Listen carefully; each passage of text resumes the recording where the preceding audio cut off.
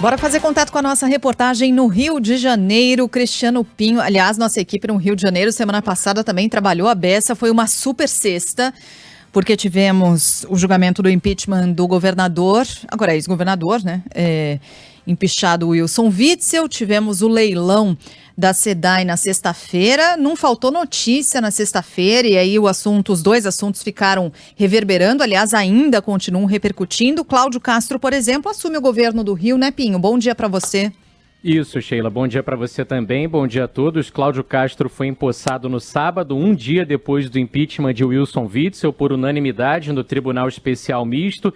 E aí o Castro, já no dia seguinte, participou da cerimônia na Assembleia Legislativa do Rio, agora assumindo efetivamente como governador, cargo que ele já ocupava de forma interina desde agosto do ano passado, quando Witzel tinha sido afastado pelo Superior Tribunal de Justiça por indícios de corrupção na gestão da saúde aqui no Rio de Janeiro durante a pandemia.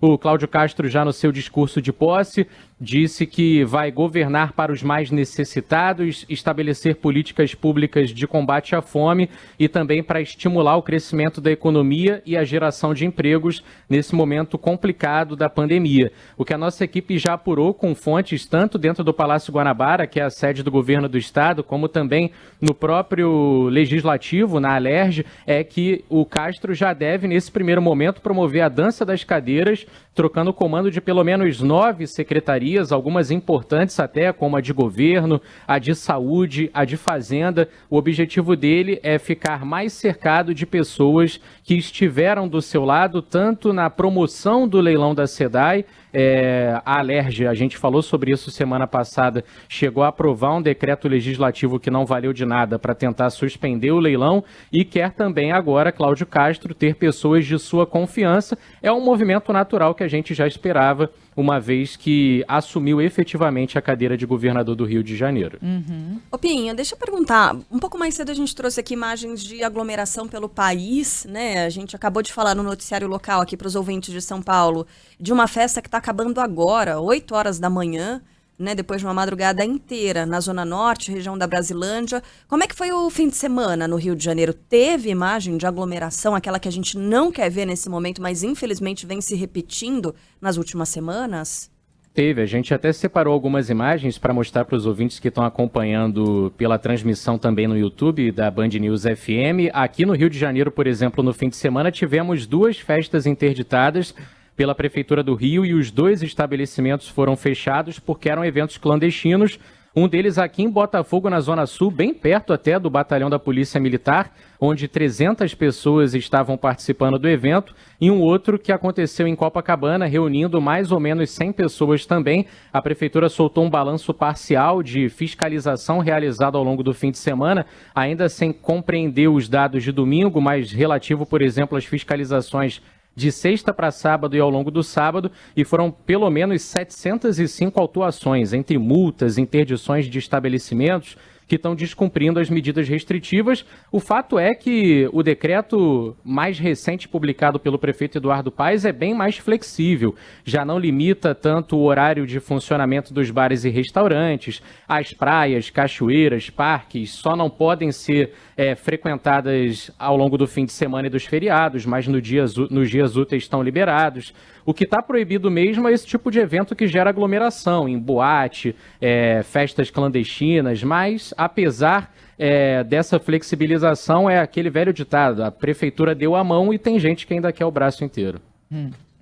O Pinho, mais cedo... O Pinho, perdão, e qual a visão do novo governador, agora, novo não, né, porque ele já estava atuando, mas agora empossado mesmo, governador oficial do Rio de Janeiro, em relação à pandemia? O Cláudio Castro é alguém próximo do presidente Bolsonaro, já disse inclusive que vai votar no Bolsonaro em 2022.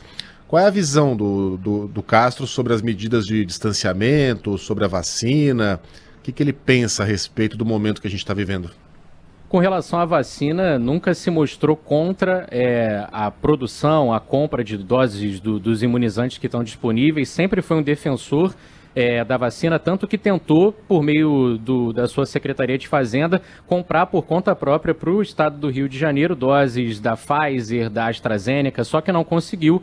já que esses laboratórios estão destinando os seus imunizantes produzidos para os consórcios que foram formados, para o Ministério da Saúde. Aqui no Brasil, por exemplo, o contrato que as farmacêuticas têm é direto com o Ministério da Saúde, então ele não conseguiu, mas tentou, tem esse posicionamento. Com relação às restrições, sempre foi um pouco mais flexível do que alguns prefeitos, por exemplo.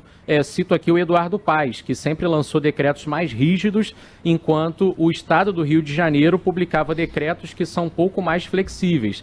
Apesar disso, não chega a ser radical, contra o distanciamento social, contra o uso de máscara, mas também depende de quem está ali do lado dele. Nos eventos que são oficiais do Estado, por exemplo, nas agendas públicas do governador, ele está sempre de máscara, procura evitar a aglomeração, pelo menos quando tem imprensa perto, é dessa forma que ele age.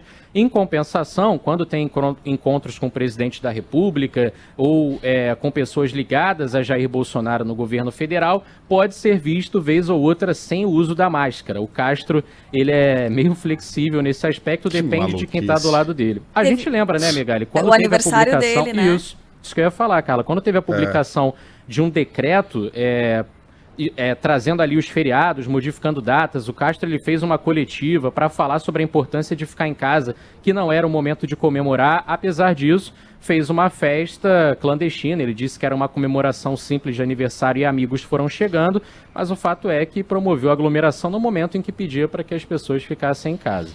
E veio com a desculpa mais esfarrapada da história, né? Disse que o pessoal foi chegando. Em Ouro Fino é assim. Lá no sul de Minas, todo mundo de porta aberta, vai chegando parente mesmo. Quando vê, aquilo vira uma reunião familiar. Mas em época de não pandemia, em Ouro Fino, não na residência do governo. Não tem nenhum governador, né? A festa foi em Itaipava e os convidados sequer moravam no distrito de Petrópolis, lá na região serrana. As ideias. Ô, Pinho, mais cedo a gente falou aqui rapidinho sobre as cartas que foram escritas, novas cartas inclusive, né, pela mãe do menino Henri, a Monique, uma delas pedindo desculpas ao pai do menino, pedindo perdão, a outra pedindo mais uma vez para ser ouvida pela polícia, para prestar um novo depoimento. Isso em algum momento já foi repercutido? A polícia já se manifestou sobre essas novas cartas? Já sinalizou se deve ouvir a Monique novamente ou não? Ainda não se manifestou, Sheila, mas na primeira carta divulgada pela defesa da Monique, há mais ou menos 2 semanas, a polícia já havia descartado colher esse novo depoimento e só está esperando a conclusão de 2 laudos periciais feitos em celulares do Jairinho, o namorado da Monique, padrasto do Henri Borel, para poder concluir o inquérito. Então, a polícia já descarta tomar esse novo depoimento da professora. O fato é que ela pegou o momento em que estava em um instituto, um hospital do sistema penitenciário aqui do Rio de Janeiro se recuperando da Covid, para escrever algumas cartas, porque era a única forma de se comunicar com seus advogados. Agora ela já voltou para o Instituto Penal no fim de semana, se recuperou da Covid, mas cumpre novo período de quarentena e continua escrevendo. Algumas cartas essas cartas são endereçadas a diferentes pessoas. Como você disse, teve uma para o pai do Henri, o Leniel Borel, onde a Monique pede desculpas, diz que errou, que se pudesse voltar atrás faria tudo diferente, inclusive continuar morando nos fundos da casa dos pais dela, com mais simplicidade, mas com um filho perto. A gente até ouviu o Leniel no fim de semana e ele disse que não acredita em nada disso, que para ele é só uma estratégia da Monique, que ao longo de todo o inquérito se mostrou uma pessoa fria, que não estaria ali sofrendo o luto da perda do seu filho. A Monique também endereçou uma carta para a própria família, narrando novos episódios de agressão do Jairinho e o classificando como uma pessoa manipuladora e bastante agressiva. Ela até cita um episódio onde ela teria ido buscar uma entrega por aplicativo, pediu comida em casa, e aí, por ter conversado um pouco mais do que o comum ali com o entregador, que seria talvez só fazer o pagamento e voltar para dentro de casa, o Jairinho já teve um ataque de ciúme, ligou para a vigilância sanitária mandando interditar o estabelecimento, disse que ia mandar quebrar tudo e acabar com a vida dos donos desse estabelecimento. E a Monique disse que ele sempre a manipulou ao longo do relacionamento e a agrediu fisicamente e psicologicamente. E que após a morte do Henri não foi diferente. Que não só o Jairinho a manipulou, como contratou um advogado, supostamente por R$2 milhões, Agora a Monique dá essa cifra para o serviço que foi prestado no início do inquérito pelo advogado André França Barreto.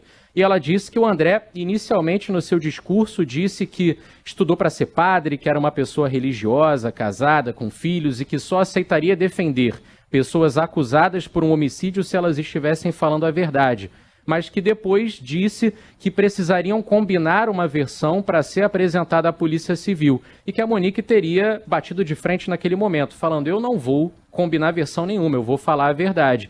Mas aí a família do Jairinho já começou a se posicionar e a pressioná-la para que ela combinasse versões com o advogado, então advogado do casal André França, e o próprio Jairinho. E aí a Monique narra que, desse momento em diante, ao longo dos desdobramentos do inquérito da morte do Henri, que estaria completando 5 anos hoje, ela sofreu manipulações e não tinha como falar abertamente sobre algumas coisas que ela foi percebendo e sobre a forma como ela era tratada pelo Jairinho.